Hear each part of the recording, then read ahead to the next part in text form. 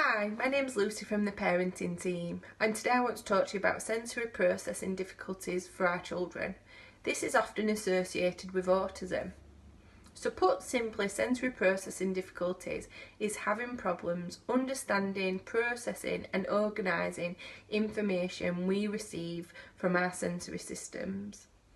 We have 8 sensory systems in our bodies that we receive this information from, 5 of which everybody will know: sight, sound, smell, taste and touch.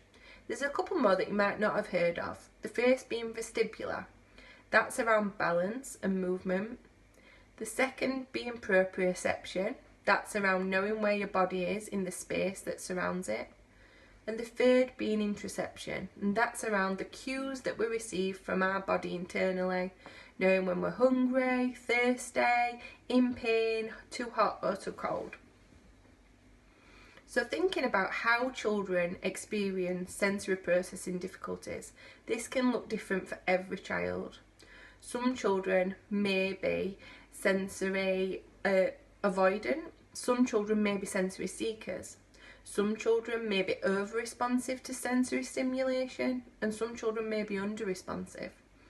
But more often than not, what will happen is that children experience a combination of all these things. Therefore, it can be really overwhelming and really stressful for that child. What will this look like in day-to-day life? It can look really different for every child.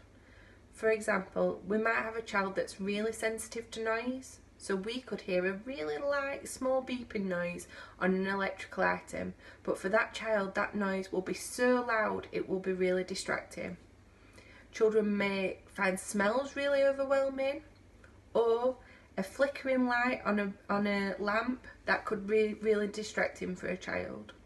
Other ways that it may present is by children zoning out, not appearing aware of what's going on around them. When we shout their name and try to get them attention, they don't respond straight away.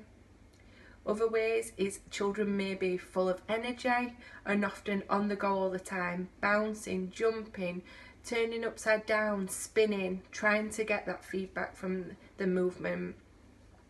Another way it may present is through issues around clothing and touch. Children may be really particular about what clothes they wear. They may be really irritated by tags and seams, or may want to get dressed in a certain order to feel comfortable. So with all this in mind, we need to think about how we can help our children with sensory processing difficulties.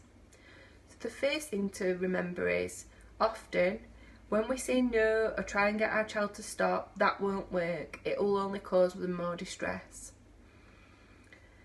We need to tune into our child more, think about their likes and dislikes and their sensory preferences. So observe them in certain situations. How do they respond? How do they react? Is there something upsetting them? Is there something repetitive behaviour that they do? Then from this, we can build up a better understanding of our child's sensory needs, and then we can help them to provide the right balance of stimulation. We can look at alternative stimulation that's more appropriate.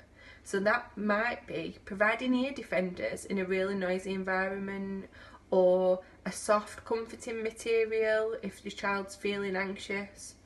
Or it may be providing sensory circuits or movement breaks if that's what that child needs, or maybe even a weighted blanket. I hope these ideas have been useful, and we've attached a document with some more helpful tips. If you could like and subscribe our page, that'd be great. Comment below on any other ideas you want help with, and follow us on all our social media.